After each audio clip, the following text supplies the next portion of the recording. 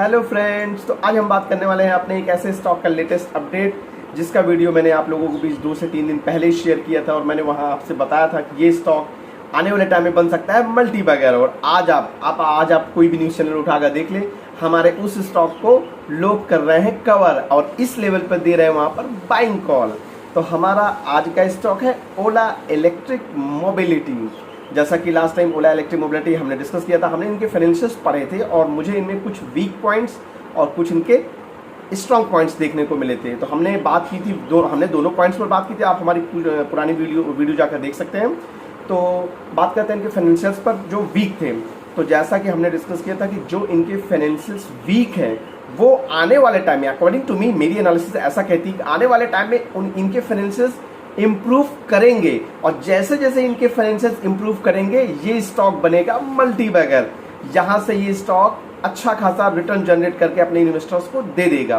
क्यों? अब आप सोचिए, अगर फाइनेंशियल्स कमजोर अच्छे होते, बहुत अच्छे होते, तो ये आपको इस लेवल पे मिलता ही क्यों? फिर आपको इसकी लिस्टिंग होती 300-250 के आसपास, फिर आपको वहां लेना पड़ता, फिर वहां से वो नीचे आता, आपका एसएल हिट होता, आप इसको लॉन्ग टर्म के लिए रख ही नहीं पाते। लेकिन स्टॉक्स ऐसे ढूंढने पड़ते हैं जिनमें पॉसिबिलिटी हो फाइनेंशियल्स के इम्प्रूव होने की, इन फ्यूचर पॉसिबिलिटी हो। लाइक जोमेटो आप ले लें। जोमेटो मोस्टली लोगों का उसमें सेल कॉल था। आप उस वक्त कोई भी न्यूज़ चैनल उठाकर देखें, 40 रुपए के आसपास आ गया था और लोग ये कहा करते थे कि आप टमाटर ले लें बट जोमेटो न लें। लेकिन मेरा ऐसा सोचना था कि जोमेटो, जो कि बिजनेस मॉडल ऐसा है कि फाइनेंशियल्स इनके इम्प्रूव करने ही थे, और मेरा ये सोचना था वहाँ पर कि नहीं, ये स्टॉक फाइनेंशियली इंप्रूव करेगा आने वाले टाइम में। और आज आप देख लें, जोमेटो 40 रुपए से सीधा 300 रुपए के आसपास, मतलब आप देख रहे हैं 7-8 टाइम्स का रिटर्न इस स्टॉक ने जनरेट करके दे दिया अपने इन्वेस्टर्स को। तो लोअर लेवल पे जिसने भी बाइंग की वो अच्छा खासा प्रॉफिट बैठा, वही बन सकता है लॉन्ग टर्म इन्वेस्टर। आपने ऊपरी लेवल पर बाइंग की तो लॉन्ग टर्म इन्वेस्टर बनने में थोड़ी सी प्रॉब्लम आएगी। क्यों? क्योंकि आप होल्ड करने में प्रॉब्लम आएगी, आप होल्ड नहीं कर पाएंगे, लॉस दिखेगा, आप एसएल लगाने की कोशिश करेंगे, एसएल आपका हिट होगा, उसमें आएगी आपको प्रॉब्लम, आप निकल जाएंगे बाहर, फिर वहां से वो ऊपर चला जाएगा, आपको अफसोस होगा। तो स्टॉक्स ऐसे ढूंढने चाहिए जो आने वाले टाइम में मल्टी बैगर बने और हमारी जो बाइंग लेवल हो वो लोअर लेवल पर हो। तो इसी सेक्टर पे अगर हम बात करें, इसी स्टॉक पर बात करें हम, ओला इलेक्ट्रिक मोबिलिटी, तो ईवी सेगमेंट, एक्चुअली सेक्टर जो हमारा ईवी सेगमेंट है, तो ईवी सेगमेंट से बिलोंग करता हुआ ओला इलेक्ट्रिक मोबिलिटी, और भी कंपनीज है, ऐसा नहीं कि सिर्फ एकमात्र कंपनी है जो अभी मार्केट में लिस्टेड है, नहीं, कंपनीज और भी हैं। बट स्मॉल कैप में मुझे ओला इलेक्ट्रिक मोबिलिटी एक अच्छी कंपनी दिखी जिसके फाइनेंशियल्स वीक थे, इस वजह से ये हमें नीचे मिल रहा था। और जिसने भी हमारी वीडियोस देखें, और वहाँ पे भी एक छोटा सा डिप मिला था, 120-130 से 100 के आसपास आ गया था।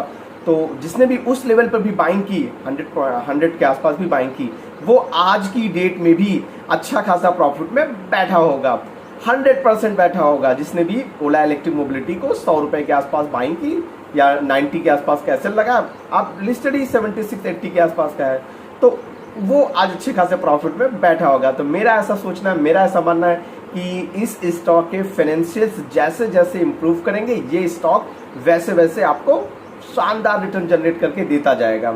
बात करें तो इस स्टॉक पर आज आप देखें तो लोग बाइंग कॉल दे रहे हैं। आप कोई भी न्यूज़ चैनल उठा कर देख लें, आप कोई भी चैनल उठा के देख लें, सब पे बाइंग कॉल आ रही कि ओला इलेक्ट्रिक को बाई करें, लॉन्ग टर्म में ये यहाँ से डबल हो सकता है। अरे भाई, डबल हो सकता है वो तो सही है, लेकिन लेवल तो देखिए किस लेवल पे आप बाइंग कॉल दे रहे हैं। इस लेवल पे अगर आपने बाई किया, सपोज करो यहाँ से 10% भी नीचे आ गया, आपका तो ऐसे हिट होगा, या आप देख के घबराएंगे, यार बहुत माइनस हो गया, वहां से आप निकल जाएंगे। तो लोअर लेवल पे कोशिश करनी चाहिए बाइंग कॉल की, या फिर किसी के कहने पर बाई ना करें स्टॉक्स को, आप खुद का एनालिसिस कर लें। और अगर आपको लगे, आप उसका फ्यूचरिस्टिक मॉडल देखें बिजनेस का कैसा है। अगर आपको लगता है कि नहीं, इसका जो बिजनेस मॉडल है वो फ्यूचरिस्टिक बिजनेस मॉडल है और आने वाले टाइम में अच्छा कर सकता है, तो 100% उस स्टॉक को बाई करना चाहिए। कोई बोले सेल करने के लिए, बट प्रॉब्लम नहीं है, आप बाई करिए। क्यों? क्योंकि आपका खुद का एनालिसिस है, तो खुद का एनालिसिस करिएगा तो आपको ज़्यादा प्रॉफिट होगा। और अगर आपने चैनल वगैरह देखकर आपने बाई कर लिया तो फिर मोस्टली तो वहाँ एसएल ही हिट होते हैं और कुछ नहीं होता है। तो आज आप देख सकते हैं तमाम चैनल आज यहाँ पे बाइंग कॉल दे रहे हैं, यहाँ से डबल का टारगेट दे रहे हैं लॉन्ग टर्म में। बट ठीक है, हमने इस स्टॉक को लिस्टिंग डे से ही कवर करना शुरू कर दिया था। मेरी डिस्क्लेमर ये कि मेरी खुद की बाइंग थी, लिस्टिंग डे वाले दिन ही मैंने इस स्टॉक को बाई किया था और हम इसको लॉन्ग टर्म के लिए होल्ड करेंगे।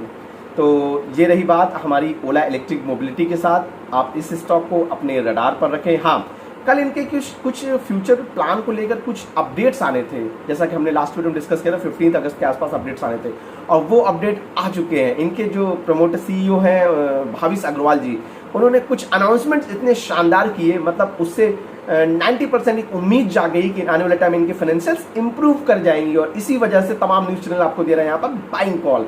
जैसा कि आपको पता है, कल इन्होंने जो लिथियम सेल बनाते हैं, लिथियम बैटरी सेल जो बनाते हैं, कल इन्होंने वहाँ पर उसको भी उसके बारे में भी इन्होंने अनाउंसमेंट किए कि नाम दिया भारत सेल, आई थिंक 4680 ये नाम दिया इन्होंने। और आप उसके बारे में जाके देख सकते हैं, भारत सेल 4680।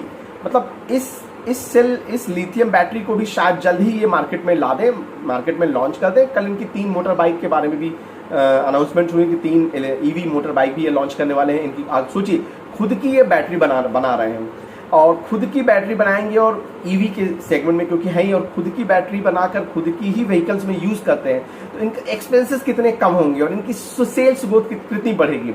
सेल की भी बढ़ेगी, प्लस इनकी मोटर बाइक और स्कूटी वगैरह जो भी है EV से रिलेटेड सबकी सेल्स ग्रोथ बढ़ेगी और सेल्स ग्रोथ बढ़ेगी तो कंपनी दिखाएगी प्रॉफिटेबिलिटी। और जैसे ही कंपनी आती है प्रॉफिटेबिलिटी में, आपको ये स्टॉक इस लेवल पर नहीं मिलेगा, 100% नहीं मिलेगा। ये स्टॉक यहाँ से मल्टी बैगर बनेगा। आप मेरी बात ध्यान रखें। हाँ, मेरी तरफ से ये कोई रिकमेंडेशन नहीं है, एक बात ध्यान रखें, ये रिकमेंडेशन नहीं है, ये मेरी एनालिसिस है, मैंने एनालिसिस की। आपको मेरी तरफ से कोई रिकमेंडेशन नहीं है, आपको स्टॉक्स में इन्वेस्ट करना है, आप खुद का रिसर्च कर ले, एनालिसिस कर ले, किसी के कहने पर स्टॉक्स को बाई या सेल ना करें। इस स्टॉक को अपने रडार पर रखें। मेरी एनालिसिस ऐसा करती है कि इस स्टॉक को डिप पर ही बाई करना चाहिए। जैसे आज तो खैर बढ़ा हुआ है, आज इसको छोड़ दें, इसमें डिप आने दें। डिप आने के बाद ही आपको जिस दिन इसमें 10-15% का डिप मिलता है, आपको लगता है कि नहीं, आपको अगर लगता है, आपको लगना चाहिए कि आपका रिस्क रिवॉर्ड यहाँ पर फेवरेबल है, आपका रिस्क एपेटाइट ठीक है, इजाज़त देता है कि आप इस स्टॉक में एंट्री कर लें, तो आप लॉन्ग टर्म के लिए बिल्कुल एंट्री कर सकते हैं। लॉन्ग टर्म में ये स्टॉक बन सकता है मल्टी बैगर। चलिए, तो अपना ध्यान रखें। Thank you.